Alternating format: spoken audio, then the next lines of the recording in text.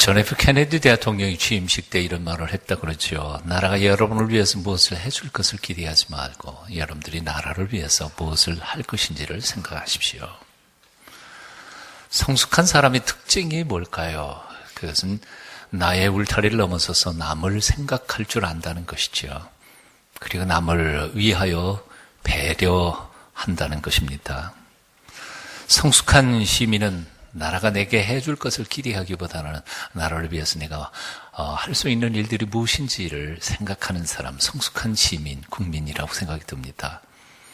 성숙한 부부는 상대방에게 무엇을 요구하기보다 상대방에게 무엇을 해줄 수 있을지 그것을 항상 찾는 사람이고요. 성숙한 신앙인이란 주님께 받지 못한 것만 계산하는 것이 아니라 내가 주님께 하지 못한 것을 걱정하며 고민하는 사람이 성숙한 신앙인이라고 생각합니다. 동의하시죠? 아직도 남에게 받지 못한 것만을 계산하고 있다면 나는 미숙한 사람입니다. 정말 나는 얼마나 받은 만큼 그렇게 남에게 나누며 섬기며 그리고 주면서 살아가고 있는지 정직하게 돌아볼 때 그때 우리는 성숙한 하나님의 사람이 될 줄로 믿습니다. 2014년 이 한 해 동안 정말 여러분의 가정에서 직장에서 교회에서 성숙한 사람으로 살게 되시기를 축원합니다. 한 달 벌써 지나갔는데요. 11달밖에 남지 않았는데요.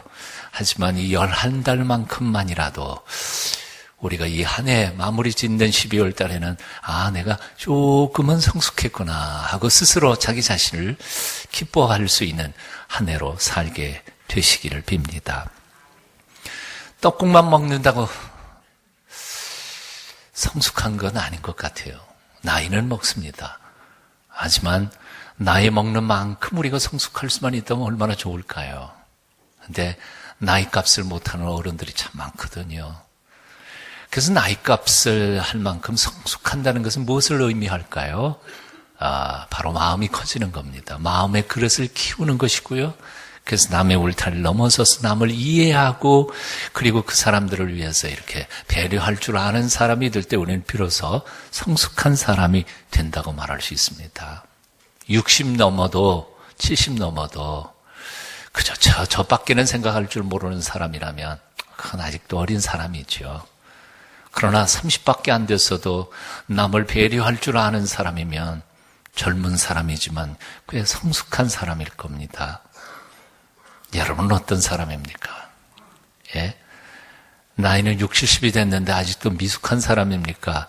아니면 젊지만 꽤 성숙한 생각을 하고 있는 사람입니까? 정직하게 아마 오늘 예배 가운데서 자신을 돌아볼 수 있기를 바랍니다. 2000년 전 에베소 교회 성도들에게 보낸 사도 바울의 오늘의 편지를 자세히 살펴보면 사도 바울의 신앙생활의 목표는 죽어서 천당 가는 것이 아니었습니다. 요즘에 한국 교회 크리스천들 중에 죽어서 천당 가는 게 신앙의 목표인 사람들이 너무 많은 것 같아요. 그래서 이 세상에서는 아무렇게나 막 살아요. 신앙의 목표가 잘못된 거예요. 사도 바울에게 있어서는 돈 많이 벌고 출세하고 떵떵거리고 사는 게 그게 신앙의 목표가 아니었습니다. 사도 바울에게 있어서 신앙의 목표는 아주 간단했습니다. 예수님의 온전하신 만큼 자신도 온전히 성숙해가는 것이었습니다. 성숙이요. 예수님께서 이 세상에 오실 때 자신을 위해 살려고 오지 않으시고 돈 벌려고 오지 않으시고 높은 자리에 출세해서 성공해서 떵떵거리고 살려고 오신 게 아니라 자신을 완전히 비워서 죄인들을 살려내려고 죽으러 오신 것, 그 사실을 마음속에 기억하면서 자기 자신을 비워서 하나님과 이웃을 사랑하고 섬기면서 살아가려고 애쓰고 노력하는 것. 이게 바로 성경이 우리에게 가르쳐주는 신앙생활의 목표라는 겁니다. 동의하세요? 아멘. 그런데도 왜 요즘에 우리 주위를 돌아보면 예수 믿는 사람들이 그토록 자기 이기적인지 몰라요. 자기 중심적이에요. 왜 저밖에 생각하는지 모릅니다. 왜 세상 풍조에 늘 흔들리면서 그렇게 요동하면서 살아갑니까? 천국을 바라본다는 사람들이요.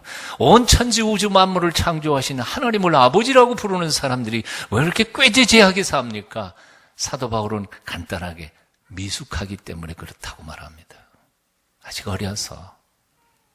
예수님이 왜 오셨는지, 왜 죽으셨는지, 왜 다시 부활하셨는지, 그리고 그 예수님께서 우리에게 요구하시는 것이 무엇인지, 그리고 예수님의 뒤따라 살아가는 그리스도인의 삶이 장차 하늘아버지께서 어떠한 영광으로 예비해 놓으신 축복이 기다리고 있는지 이게 잘 모르니까 그저 눈앞에 반짝거리는 것, 그게 자기 인생의 목표요, 목적인 것처럼 그거에 목을 메고 사는 것. 오늘날 그리스도인들의 잘못된 삶은 이유가 간단해요. 미숙했어요. 그러니까 너무 뭐라 그러지 마세요. 아직 어려서 그런걸요.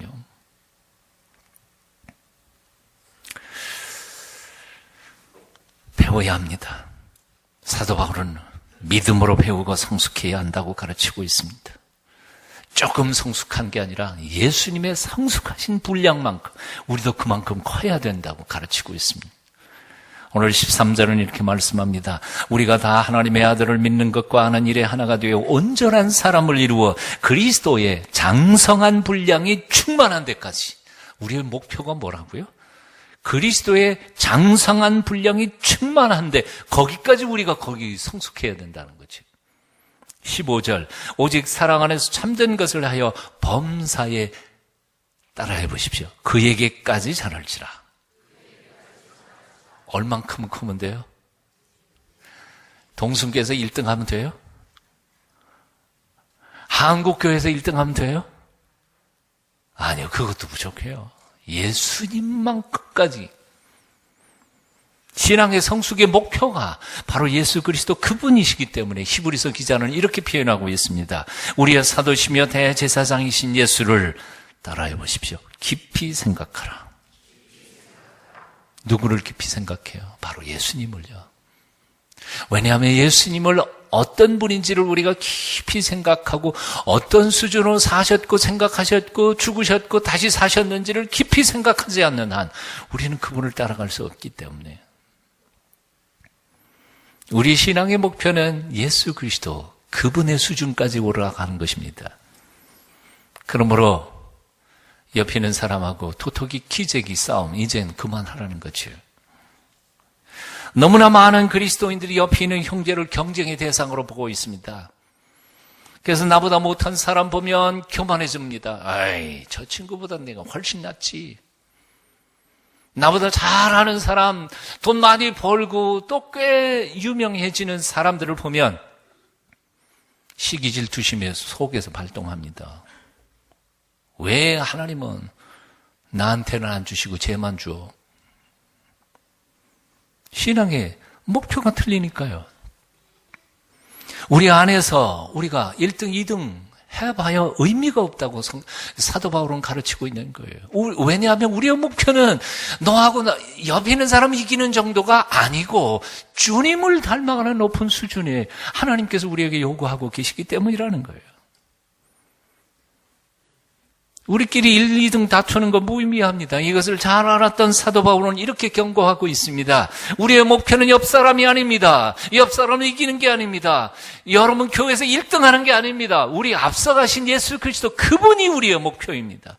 우리는 예수님만큼 커야 합니다. 예수님만큼 성숙해야 합니다. 그분만큼 온전히 사랑하고 그분만큼 온전히 기도하고 그분만큼 섬겨야 됩니다. 이게 바로 우리의 목표라는 거지. 근데 우리는 그동안 수준을 너무 낮췄어요.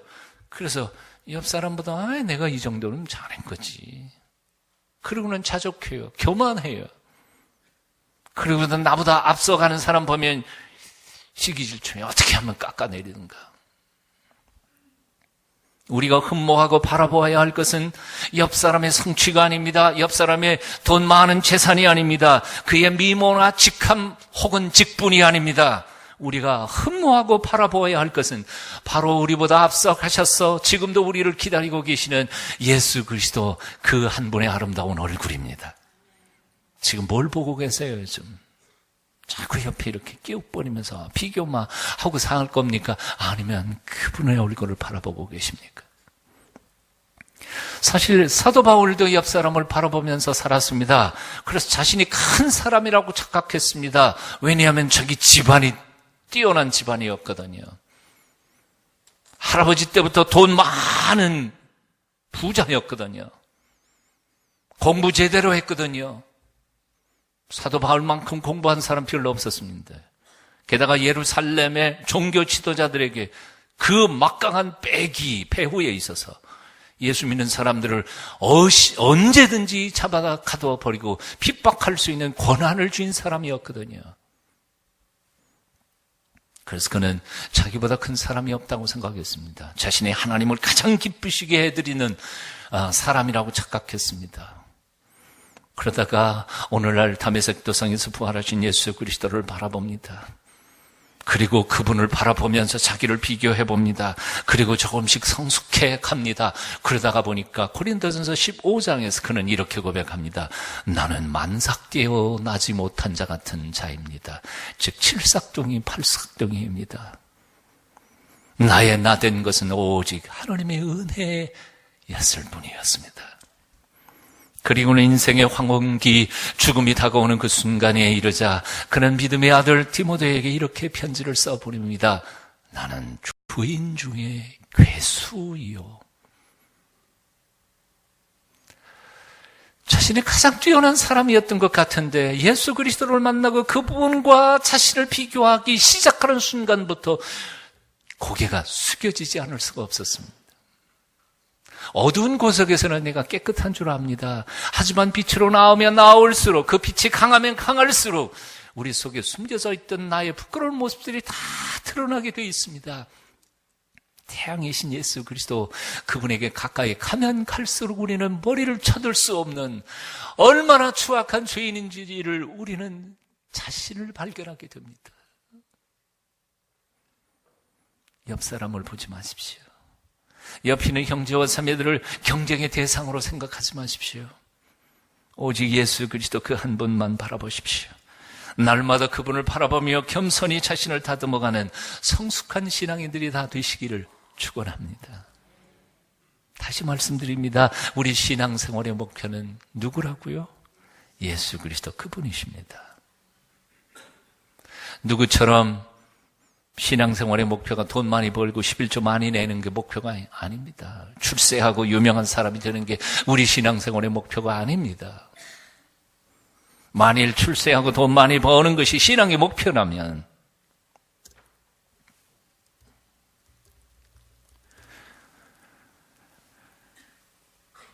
사실 세상에서 가장 실패한 분은 예수 그리스도 그분이셨을 것입니다.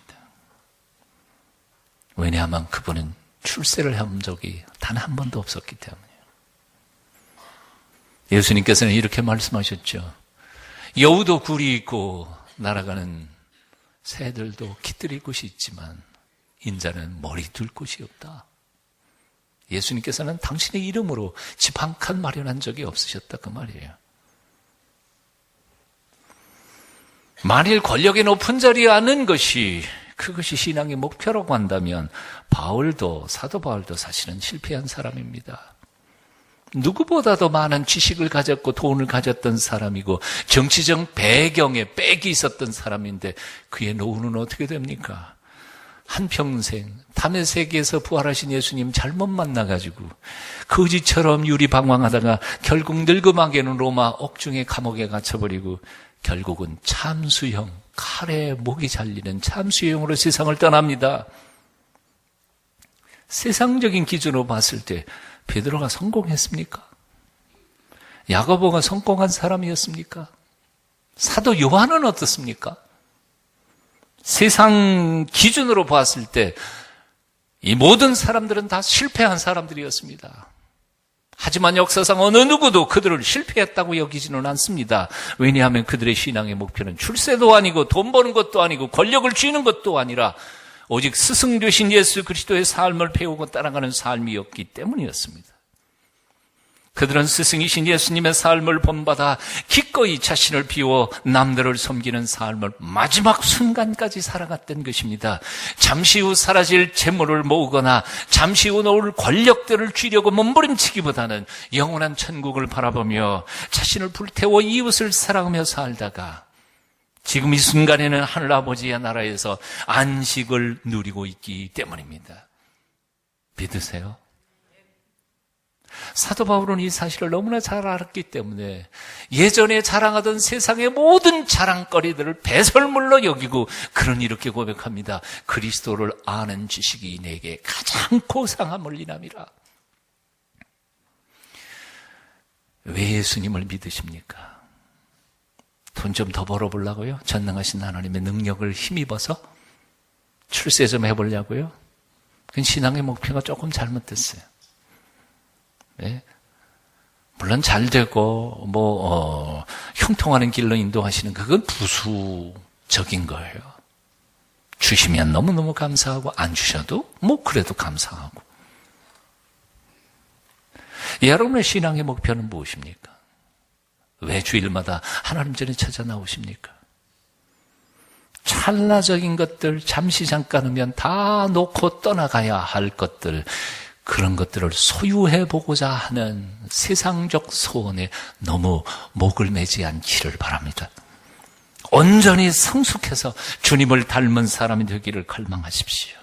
나를 비워 주위에 있는 사람들의 행복을 선물할 수 있는 성숙한 사람, 하나님이 나를 보시고 기뻐하시며 나 때문에 많은 사람들이 평안과 쉼을 얻는 그런 성숙한 신앙인이 되기를 사모하십시오. 그렇게 되시기를 축원합니다. 오늘 13절 상반절을 보면 성숙에는 두 가지의 비결이 있음을 소개하고 있습니다. 우리가 다 하나님의 아들을 믿는 것과 아는 일에 하나가 되어, 첫 번째는 하나님의 아들을 믿는 것이 나오고요. 두 번째는 그를 아는 일이 나옵니다. 즉 첫 번째는 믿음이고 두 번째는 지식입니다. 영적, 신령한 지식입니다. 믿음이 필요합니다. 예수 그리스도를 믿는 믿음이 필요해요. 그리고 그 믿음을 가지는 것은 완성이 아니라 사실은 출발점입니다. 믿음을 가진 사람들은 그분에 대하여 좀 더 알기 위하여 말씀을 묵상하고 배우고 기도하고 예배 가운데 오셔서 우리를 새롭게 하시는 그분과 머리로만이 아니라 가슴으로 삶으로 그분과 체험하면서 그분을 알아가는 지식이 필요하다는 거지. 그래야 성숙해 간다는 거예요. 믿음이 있으면 그냥 성숙해 가는 게 아니라는 거예요. 이 두 가지가 필요합니다.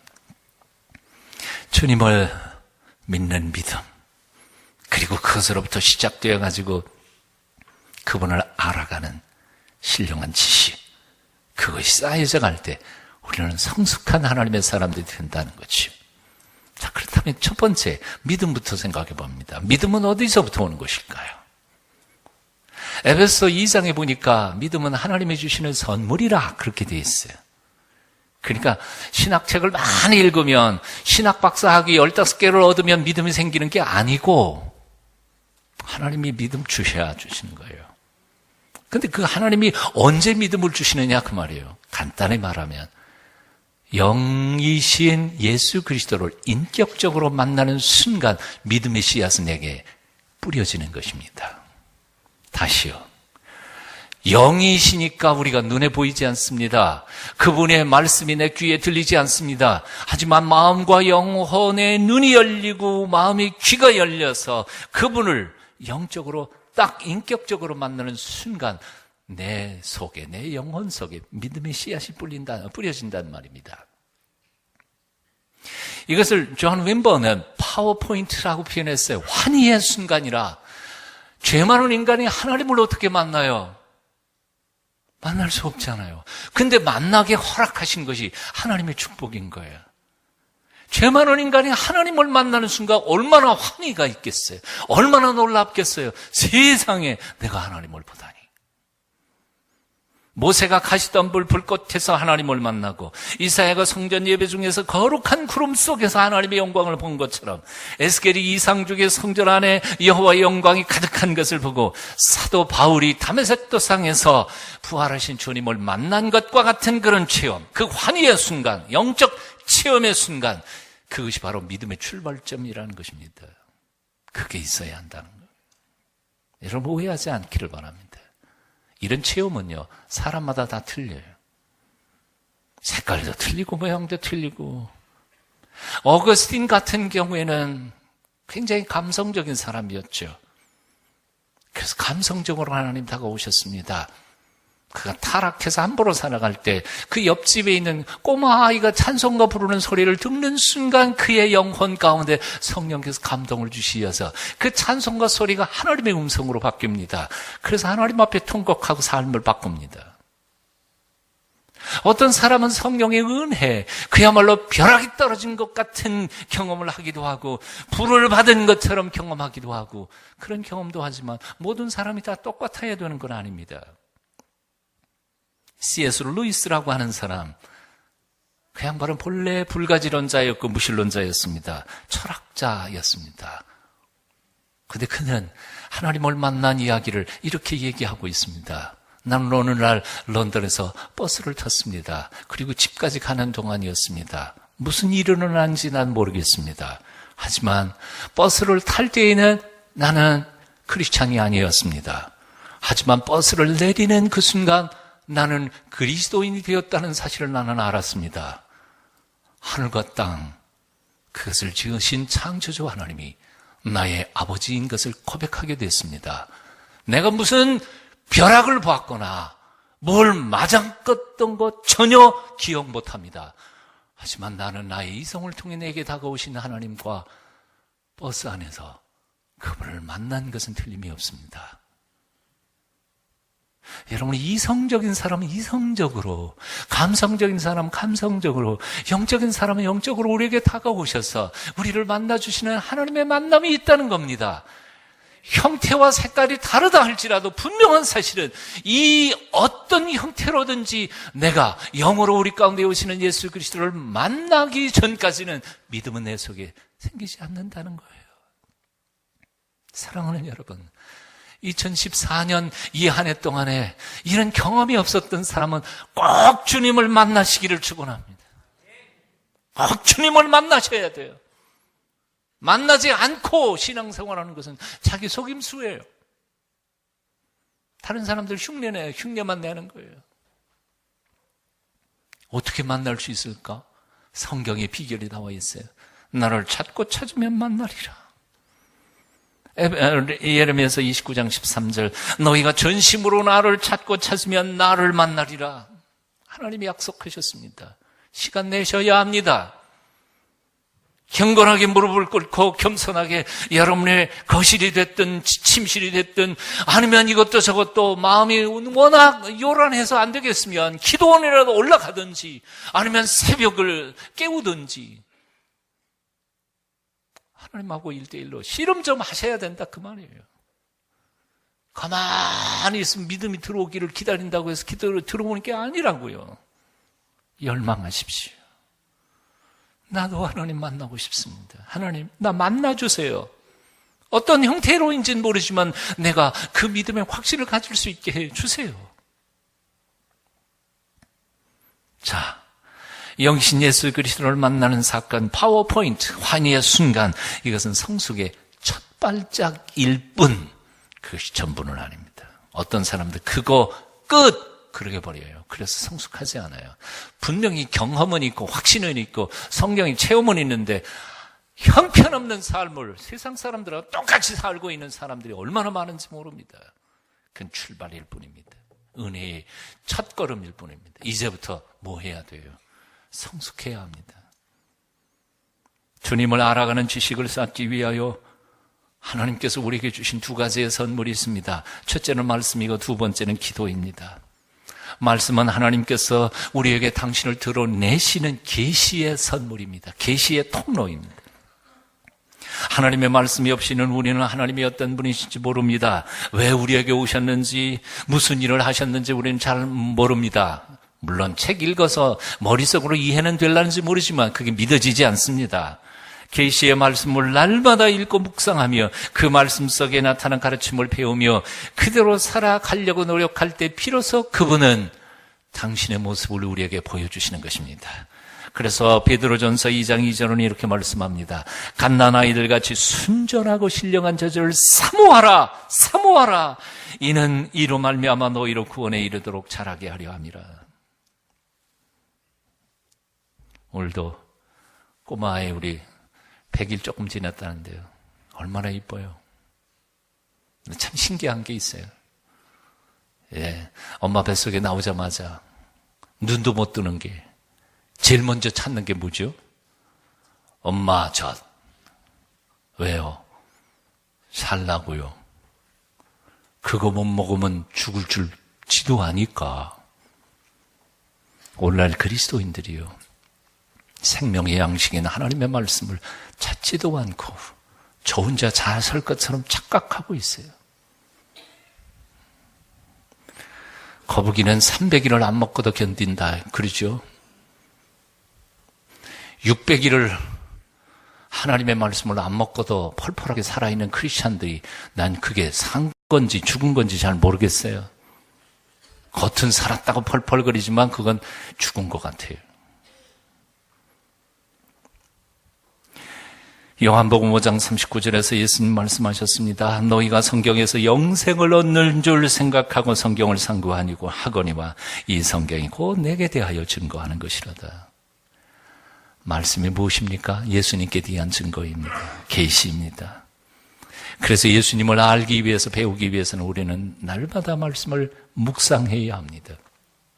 육신의 몸이 자라기 위해 밥을 잘 먹어야 하듯이 우리의 속사람 영혼이 성숙하기 위해서 우리는 날마다 말씀을 묵상하고 또한 그 말씀대로 살려고 몸부림치고 애써야 합니다. 베드로후서 3장 18절은 말씀합니다. 우리 주 곧 구주 예수 그리스도의 은혜와 저를 아는 지식에서 따라해 보십시오. 자라가라.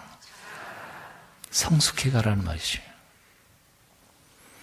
교회 30년 다녀도요, 성숙하지 않는 사람이 있어요. 교회 1년밖에 안 나왔는데도요, 초신자가 정말 평생 다닌 사람보다 믿음이 좋은 사람이 있어요. 무슨 차이인지 아세요? 바로 하나님의 말씀을 정말 내게 주시는 양식으로 삼고 그걸 연구해보고 생각해보고 다시 그대로 살아보고 안 될 때는 왜 안 됐을까 다시 또 생각해보고 또다시 다르게 살아보고 노력하는 사람은 성숙해요.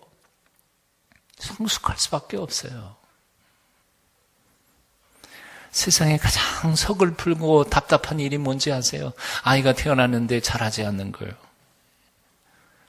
여러분이 엄마가 된다고 생각해 보세요. 아빠가 됐다고 생각해 보세요.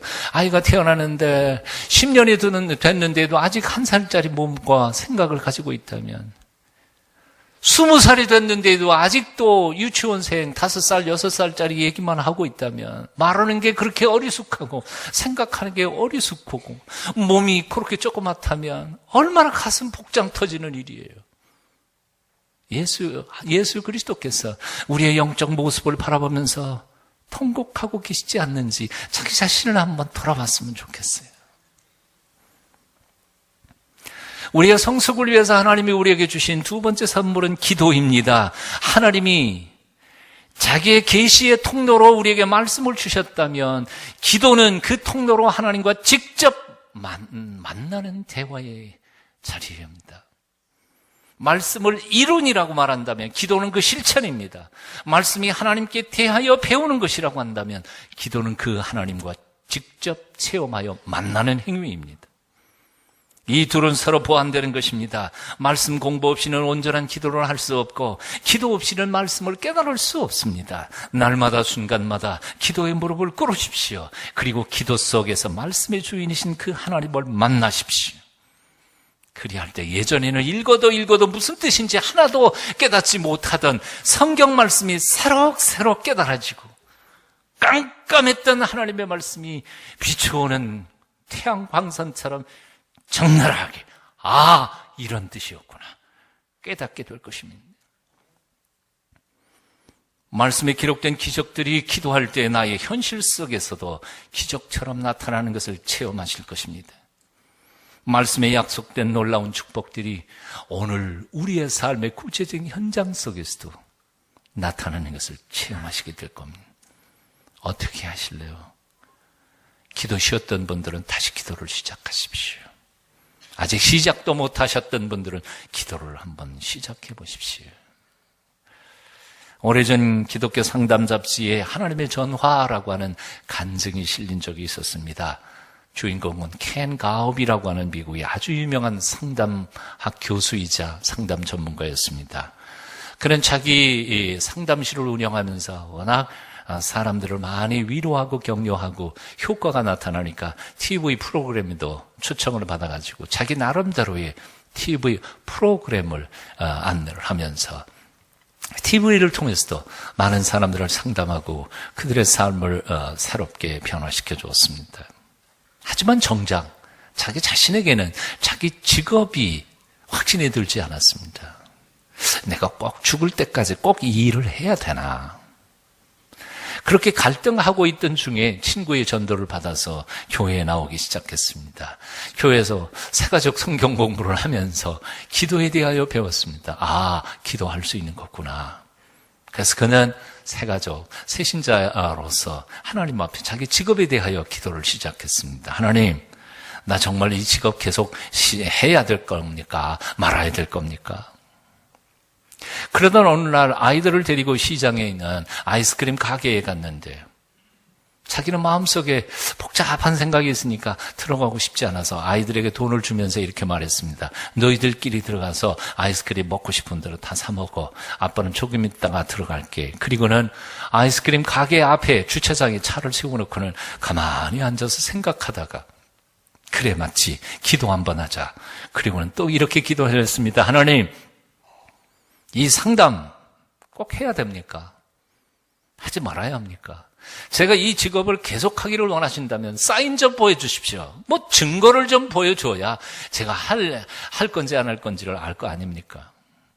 그런데 갑자기 자기 앞에 주장 바로 앞에 있던 공중전화 박스에서 공중전화가 하고 울렸습니다. 여러분 아신 것처럼 미국의 공중전화는요, 거기 각각 넘버가 있어서 누구한테 전화해갖고 몇 번으로 전화해달라 부탁하고 기다리면 전화가 오게 돼 있죠. 네. 우리나라는 뭐 그런 건 없지만. 근데 아무리 봐도 전화 받을 사람이 없는 겁니다. 그 넓은 주차장에 자기 혼자밖에 없는데 그게 자꾸 때르렁때르렁 울리는 겁니다.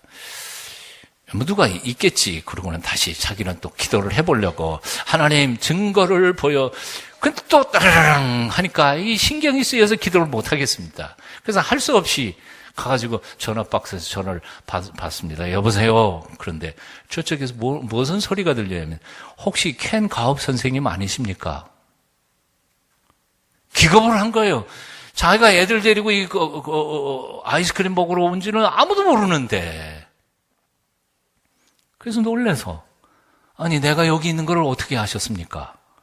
그랬더니 그쪽에서 여자분이 혹시 거기 켄 가업 선생님 상담실이 아닙니까? 여기 상담실이 아니라 아이스크림 가게 공주전화 박스인데요. 그랬더니 그 여자가 이렇게 대답하는 것이었습니다. 정말 이상하네요. 제 이름은 밀리인데요. 삶이 너무 힘들어 자살하려고 하다가 마지막 자살하기 전에 텔레비전에서 늘 상담하시던 선생님이 갑자기 생각이 나서 기도했습니다. 하나님, 마지막으로 죽기 전에 켄 가업 선생님한테 상담 한번 받아보고 죽겠습니다. 그리고 전에 봤던 TV 화면에 지나가던 그 전화번호가 갑자기 생각이 떠올라서 그 전화번호대로 돌렸는데 이 번호가 상담실 전화가 아닙니까? 뭐예요? 상담실 전화가 아니었어요. 근데 그 번호가 바로 켄 가업이 있던 공중전화 박스 전화번호를 정확히 돌린 것이었습니다. 그래서 켄 가업은 이렇게 적습니다. 하나님의 전화. 하나님이 꼽아주신 거죠. 엉뚱한 데 있는데 꼽아 놓으시고 전화 받으라고. 그 여인의 얘기를 듣자 켄 가업은 바로 자기 이야기를 할 수밖에 없었습니다. 실은 나도 내 직업에 대하여 확신이 없어서 막 증거를 보여달라고 기도하고 있던 중인데 당신 전화를 받았군요. 상담실이 아니라 바로 이 전화, 공중전화 박스에서 말입니다. 그 이야기를 듣던 여자가 이렇게 대답했습니다. 제가 엉뚱한 공중전화로 전화했는데도 선생님이 받았다는 이 사실 하나만으로도 하나님은 살아계시네요. 그리고 하나님은 선생님뿐만 아니라 저도 사랑하시네요. 상담 안 해도 되겠네요. 사랑하는 여러분, 하나님께서 살아계신 거 믿으십니까? 우리가 체험을 못했다고 하나님이 요즘도 기적을 베풀지 않으신다는 건 아닙니다. 우리가 열린 마음을 가지고 하나님 앞에 갈망하기만 한다면 하나님은 오늘날도 우리에게 응답하시는 살아계신 하나님이십니다. 후안 카를로스 오르티스 목사님은 그의 제자입니까? 라고 하는 책 속에서 미숙한 신앙인의 4가지 특징을 이렇게 소개하고 있습니다. 첫 번째는 천편일률적인 기도. 기도의 내용이나 열정이나 형식이 하나도 바뀌지 않는 사람. 꼭 앵무새처럼 처음이나 나중이나 똑같은 기도만 반복하는 사람. 이게 미숙한 신앙인의 특징이라는 거지. 가슴이 뜨끔한 사람이 몇 명 있을 것 같아요. 두 번째, 당파를 지는 사람. 베드로파, 아볼로파, 게바파, 그리고 고린도 교회에 파를 지었던 사람들처럼 나는 어느 장로님과 가깝고 누구는 누구 계열이고 어느 권사님은 어느 집사가 밀었고 등등 예수 중심이 아니라 계파를 따지는 사람, 미숙한 신앙인이라는. 세 번째로 주는 것보다 받는 것 기뻐하는 사람. 어렸을 때 우리는 먹어도 내가 먹어야 되고 입어도 내가 입어야 행복했지만 어른이 되고 난 다음에는 내 사랑하는 아이들, 내 사랑하는 사람 행복하게 만들어 주면서 내가 행복해졌잖아요. 안 그래요? 아직도 모르는가 봐. 아직도 내가 먹어야 되고 내가 입어야 된다 그런 다음에 아직 미숙한 신앙. 네 번째, 저 홀로는 서지 못하는 사람. 저 혼자서는 교회도 못 나오고 저 혼자서는 말씀도 못 깨닫고 저 혼자서는 봉사도 못하고 꼭 남이 데리고 끌고 다녀야 신앙생활하는 신앙인, 미숙한 신앙인. 오늘 아침 이 4가지 기준에 비추어서 자신을 한번 돌아보시기를 바랍니다. 나는 어떻습니까? 나의 기도는 날마다 새로워지고 있습니까? 나의 기도는 나의 개인적인 욕망을 뛰어넘어서서 세상을 향해, 우주를 향해, 하나님의 보좌를 향해 나아가는 독수리처럼 날아오르는 기도입니까? 나는 오직 예수 중심으로 신앙생활을 하고 있습니까? 사람들 눈치를 보지 않고 끼리끼리 모이는 파당에 한 추념 들지 않고 나 자신을 경건하게 지키면서 살아가고 있습니까? 받는 것보다 주는 것이 더 많기를 노력하고 있습니까? 남이 시켜서가 아니라 스스로 기뻐서 기도하고 찬송하고 말씀을 묵상합니까? 올 2014년 이 한 해 더욱 성숙한 한 해, 조금이라도 주님을 닮아가는 한 해. 그래서 연말에 사람들이 내 얼굴 보고 와, 변했네, 감격할 수 있는 이 한 해를 살아가시기를 축원합니다. 기도하겠습니다. 사랑의 주님, 성장하기를 원합니다. 주님 참으로 성숙하기를 원합니다. 주님을 좀 더 알기를 원합니다. 나의 기도가 더 깊고 넓어지기를 원하고 남들을 대하는 나의 모습이 참으로 따뜻하고 신실하기를 원합니다. 주님 앞에 기쁨의 자녀가 되기를 원합니다. 하오니 주여 붙잡아 주시옵소서. 자라나게 하옵소서. 성령님이 순간 내 마음속에 오셔서 나를 온전케 하여 주시옵소서. 예수님 이름으로 기도합니다.